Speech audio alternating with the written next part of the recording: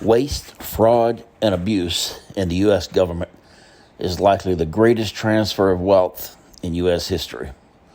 More millionaires have probably been made through this massive theft of national treasury than any other industry.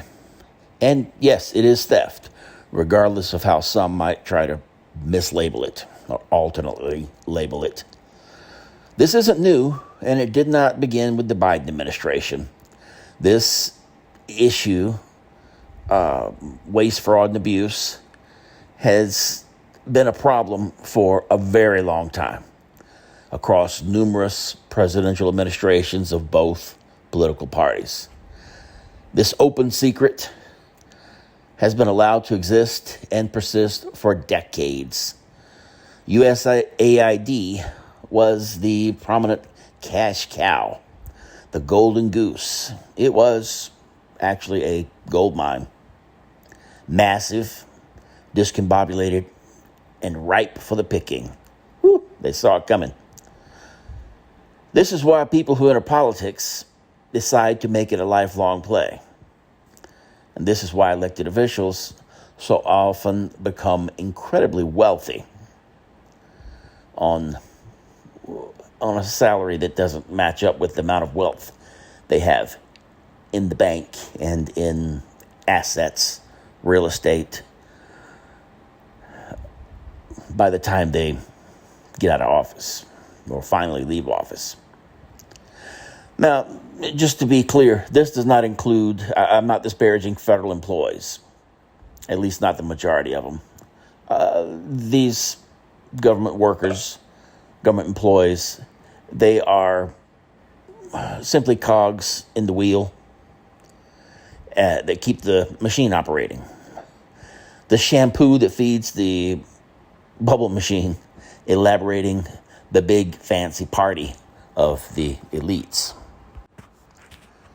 The USAID, which is the United States Agency for International Development, since I didn't say that previously, USAID was formed in 1961 with clearly positive intentions to do good, spread the wealth around the world, raise the plight of the most needy and helpless.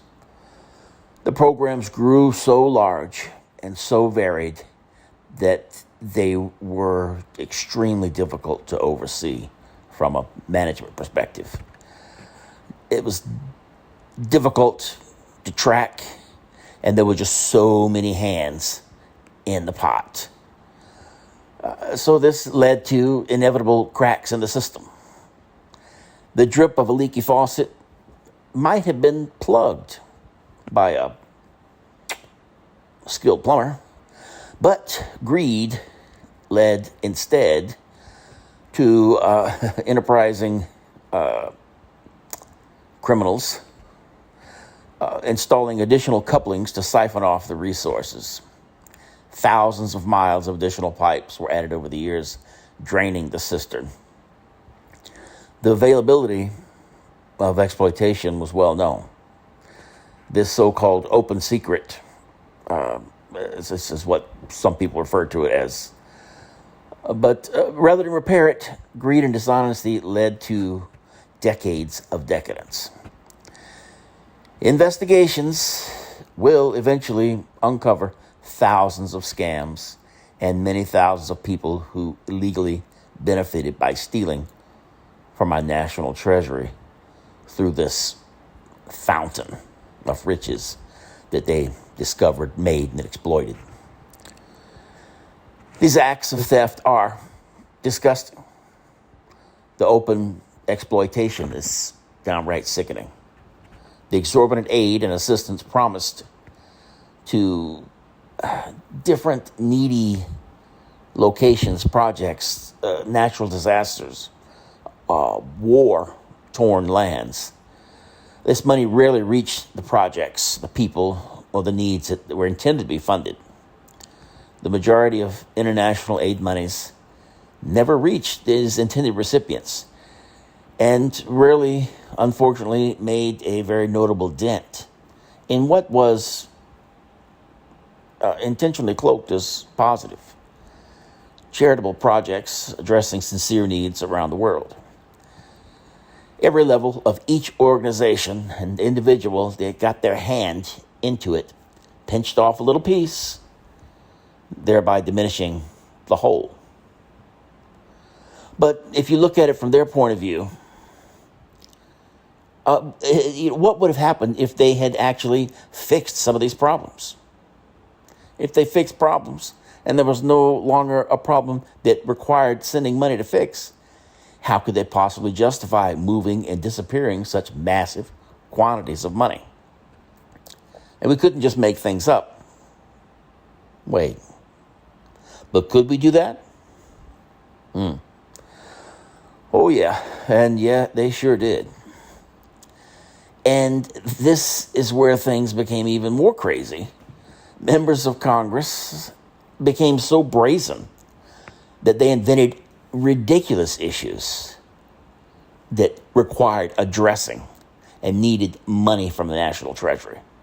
They didn't even fear being caught by supporting programs that made absolutely zero sense at all. You don't actually think that taxpayer money was being used to purchase a $10,000 toilet seat or $5,000 hammer, or to fund a transgender comic book development in Peru, research on the digestive system of maggots, and funding, of course, the most critically important circumcision deficiency of the deep African tribesmen? Of course not. But the mere fact that these lawmakers, these people who were voted into office to serve the people, the mere fact that they would put these idiotic ideas in writing proves that they were so extremely comfortable and confident in their maliciousness. They had no expectation of getting caught. They felt above everyone. They were or are the self-proclaimed elite, the smart ones. Everyone else is the dumb ones on the bottom throwing money, paying taxes into the pot, and they're just having one heck of a party with it. And even though these programs, ridiculous programs, are buried really deep in thousands of pages of funding bills that are very rarely read through completely, in this digital age where everything is scanned and turned into machine-readable text, PDFs, it makes it even easier to find by those searching through it by keywords.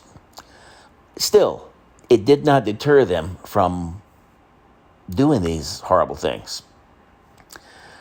It's disgusting, is where I come down on it.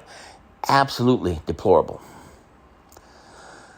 The American people certainly want better.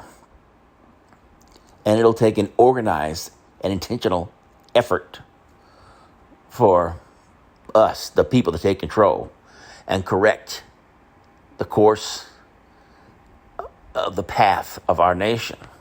We are a representative republic, and we, the people, are the deciders of what we do and where we go.